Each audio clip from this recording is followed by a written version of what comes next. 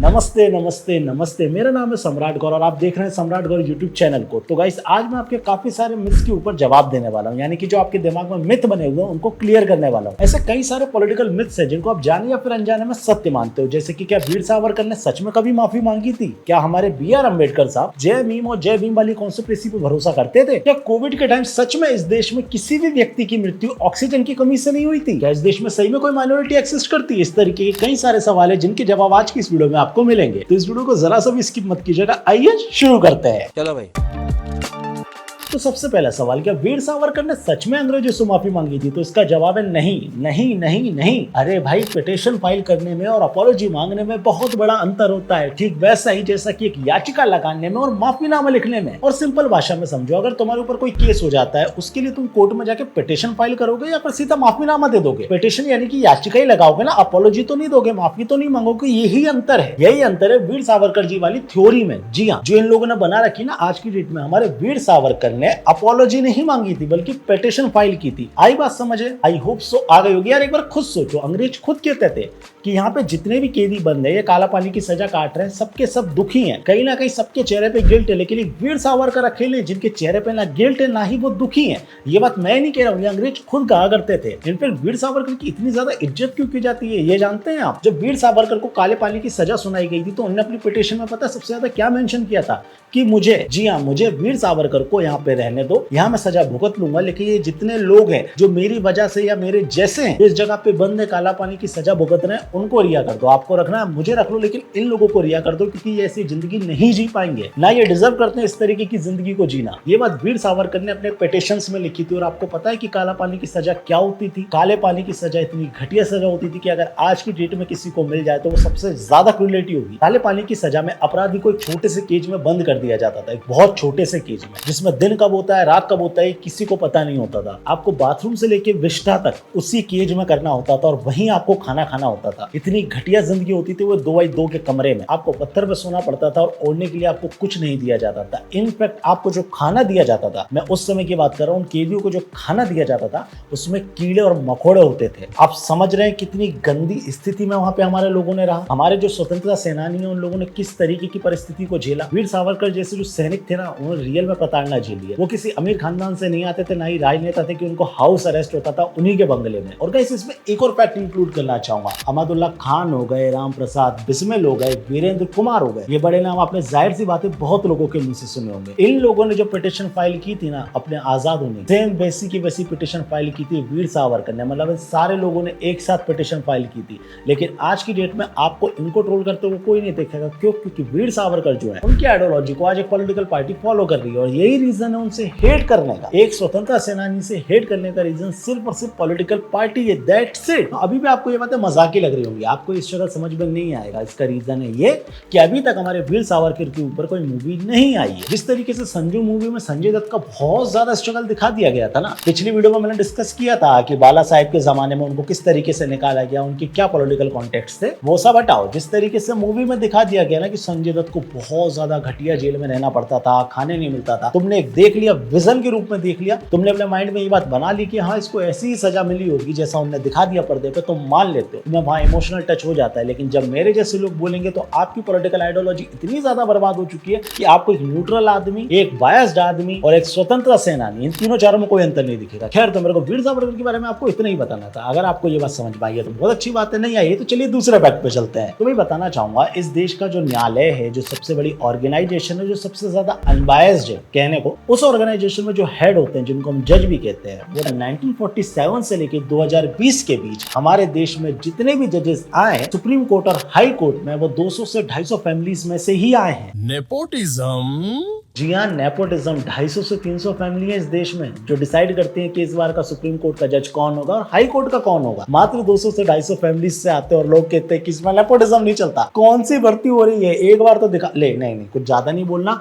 अब मानना हो जाएगी, मेरे को जेल भेज दे। Sorry guys, sorry sorry sorry sorry sorry. Guys 1992 में इस देश की जनता को दो पार्ट्स में डिवाइड कर दिया गया। पहला मेजोरिटी, दूसरा माइनॉरिटी। मेजोरिटी मतलब इस देश में जो जनता सबसे ज्यादा एक धर्म को फॉलो करने वाली है वो मेजोरिटी में आती है, और माइनॉरिटी में वो जनता आती है जिनके धर्म को फॉलो करने वाले लोगों की संख्या बहुत कम है या फिर बहुत बहुत ज्यादा कम है। अब आई नो गाइस कि जब भी तुम माइनॉरिटी वर्ड सुनते होगे तुमको एक ही समुदाय की याद आती होगी, लेकिन ऐसा नहीं कि माइनॉरिटी में सिर्फ एक ही समुदाय आता है, इसमें 6 समुदाय आते हैं। Jainism, Buddhism, Christianity, Parsi, Sikhism and Muslim.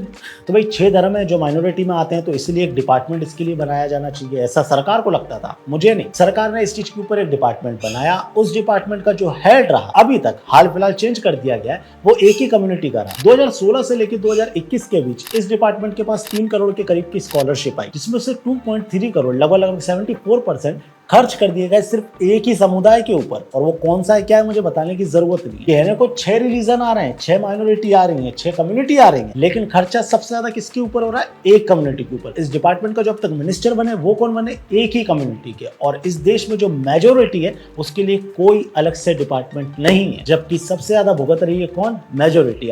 तो गाइस तुम्हें याद होगा लास्ट ईयर का वो खराब समय जब बहुत सारे लोग ऑक्सीजन की कमी से मर रहे थे। उनमें से कई सारे तुम्हारे भाई होंगे, बहुत सारे तुम्हारे दोस्त होंगे, कईयों के माँ बाप होंगे, कईयों के रिश्तेदार होंगे जो उन्हें अलविदा कह के इस दुनिया से चले गए होंगे। और जो लोग तुम्हें छोड़ के अलविदा कह के गए उनके जाने का सिर्फ एक ही रीजन था, ऑक्सीजन की कमी। लोगों ने सड़कों पे दम तोड़ दिया, लोगों ने एम्बुलेंस में दम तोड़ दिया, कुछ लोगों ने हॉस्पिटल के बैरिकेड्स पे खड़े खड़े दम तोड़ दिया, और कुछ लोगों ने कॉरिडोर में खड़े खड़े दम तोड़ दिया। और ये बातें किसी से छिपी नहीं है, आपने भी देखी है, मैंने भी देखी है। वो लाशें, वो लोगों का मरना हम सब ने देखा है। वो एक भयानक सीन था जो निकल गया, और मैं भगवान से दुआ करूंगा इस तरीके का सीन कभी भी ना आए। खैर, तो जब ये मौत का तांडव खत्म हो गया था तो उसके बाद हमारे देश के मिनिस्टर मनसुख मांडविया ने कई सारे स्टेट्स को, लगभग सारे स्टेट्स को एक ईमेल किया था जिसमें उन्होंने बोला था कि बताओ आपके स्टेट में से कितने लोग ऑक्सीजन की कमी से मरे। जिसमें से आपको पता है 90% स्टेट ने क्या कहा? 90% स्टेट्स ने यह कहा कि उनके इधर किसी व्यक्ति की जान नहीं गई ऑक्सीजन की कमी की वजह से। आसाम और पंजाब ने कहा कि उनके इधर गई है, लेकिन कितनी? 4 या 5, वो भी शायद लगा के उन्होंने कहा कि शायद जान गई। आप समझ रहे हैं 90% स्टेट ये कह रहे हैं कि उनके स्टेट में किसी व्यक्ति की जान नहीं गई ऑक्सीजन की कमी से। कभी देखा है ऐसा बहुमत? कभी देखा है ऐसा गठबंधन? मतलब आप मरो मर जाओ, आप अपने हाथ में पॉलिटिकल पार्टी का झंडा लो और एक दूसरे को, अपने दोस्तों को ही मारो काटो और मर जाओ। आपको लगेगा कि आप एक पॉलिटिकल आइडियोलॉजी को आगे लेके जा रहे हो, लेकिन वो पॉलिटिकल पार्टी सिर्फ अपने मतलब के लिए एक हो जाती है, सब एक जैसा रिजल्ट दे देती है कि उनके इधर कोई भी बिना ऑक्सीजन के नहीं मरा, जबकि ये सत्य नहीं है। हमने खुद ने देखा है कि किस तरीके से ऑक्सीजन की कमी से लोगों की जानें गई। हमने खुद देखा है कि ऑक्सीजन की कमी से लोग रोडों पे मर गए, और गवर्नमेंट्स कहती है कि नहीं नहीं नहीं नहीं भैया कोई नहीं मरा। जो लोग मरे ना वो लोग नहीं थे, माय डियर गवर्नमेंट्स, मैं आपसे कहना चाहूंगा जो लोग मरे थे वो लोग नहीं थे, वो था आपका एथिक जो मर गया और जो शायद आज तक दोबारा जिंदा नहीं हो पाया। अब आई नो कि तुम यही पूछोगे कि सम्राट भाई ये फैक्ट बताने का क्या मतलब था, तो इसलिए बताना था भाई कि तुम्हें समझ में आए कि तुम जिस पॉलिटिकल पार्टी के चक्कर में लड़ने को तैयार हो, मरने को तैयार हो, उसे घंटा तुम्हारी फिक्र नहीं है, चाहे वो कोई सी भी पॉलिटिकल पार्टी हो। इनफैक्ट तुम्हें एक और फैक्ट दे देता हूँ, बहुत ज्यादा फैक्ट हो रहा है आज की वीडियो में मेरे दोस्त। अगर तुम ये सोचते हो कि धर्म के नाम पर तुम एक्सट्रीमिस्ट बन जाओगे, हाथ में तलवार लेके रोड पे उतर आओगे और लोगों के साथ बदतमीजी करने लगोगे या फिर हत्या कर दोगे या करवा लोगे खुद की, तो ये सरकारें तुम्हारी मदद करने आएंगी या फिर ये पॉलिटिकल पार्टी तुम्हारे साथ खड़े हो जाएंगी। तो मैं तुमको बताना चाहूंगा कि ऐसा नहीं है मेरे दोस्त।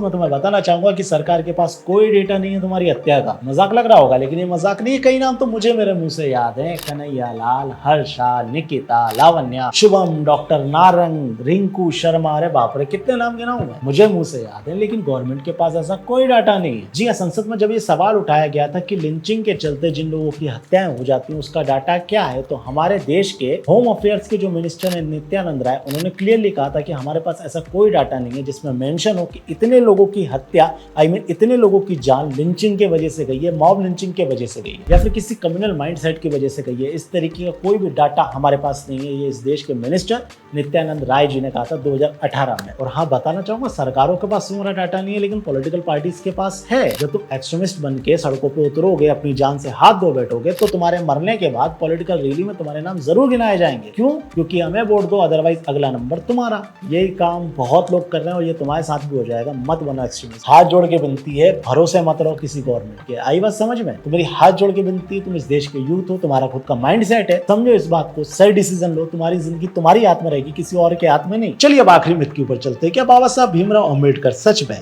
जय भीम और जय मीम में मानते थे? क्या वो इस कॉन्स्पिरेसी पे बिलीव करते थे? मैं इस चीज को कॉन्स्पिरेसी ही कहूंगा, कुछ और भी कह सकता हूँ, लेकिन मेरे हिसाब से जो ये है वो ही कहूंगा। तो इसका जवाब है नहीं। तो भैया मैं आपको थोड़ा सा हिस्ट्री में लेके जाना चाहूंगा। जब बाबा साहब हिंदू धर्म को छोड़ रहे थे तो उनको कई सारे ऑफर्स आए थे, कई अलग अलग रिलीजन ने उन्हें ऑफर किया था कि हमारे रिलीजन में आ जाओ, हमारे रिलीजन में आ जाओ। उनमें से एक ऑफर दिया था उनको हैदराबाद के निजाम ने कि आ जाओ इस्लाम में आ जाओ। हैदराबाद के निजाम ने बाबा साहब अम्बेडकर को बहुत ज्यादा रिक्वेस्ट किया था कि वो इस्लाम में आ जाए, लेकिन बाबा साहब अम्बेडकर इस्लाम में नहीं गए। उन्होंने हिंदुइज्म तो छोड़ा लेकिन उन्होंने बुद्धिज्म को पकड़ा, वो इस्लाम में नहीं गए। और उनके ना जाने का एक बहुत बड़ा कारण था, अगर बाबा साहब अम्बेडकर इस्लाम में चले जाते तो सोचो उनके जो करोड़ों फॉलोअर्स थे वो भी डेफिनेटली कन्वर्ट हो जाते। ये बात बाबा साहब अम्बेडकर जानते थे। दैट द रीजन वो हिंदुइज्म की एक शाखा बुद्धिज्म में गए। इनफैक्ट बाबा साहब अम्बेडकर कई बार क्रिटिसाइज कर चुके हैं कि स्पेशल कम्युनिटी के रिचुअल्स को। वो खुद कहते थे कि इस स्पेशल कम्युनिटी में खुद बहुत ज्यादा कास्ट पॉलिटिक्स होती है, इसमें खुद बहुत सारी कास्ट है, तो मैं इसमें क्यों जाऊं, मैं उसमें जाना चाहता हूं जिसमें कोई कास्ट ना रहे, जैसा कि वो गए बुद्धिज्म में। खैर कास्ट वाला कॉन्सेप्ट हिंदुइज्म में भी नहीं है और वो मैं एक्सप्लेन नहीं करना चाहूंगा, लेकिन मैं सिर्फ तुम्हें मोटा मोटा बता रहा हूं। अम्बेडकर जी को लोग अलग अलग तरीके से कोट करते हैं अपने अपने मतलब के हिसाब से। जिन्हें उन्हें विलन दिखाना होता है वो उन्हें विलन दिखा देता है, जिन्हें उन्हें बहुत ज्यादा अच्छा दिखाना होता है वो उन्हें बहुत ज्यादा अच्छा दिखा देता है। लेकिन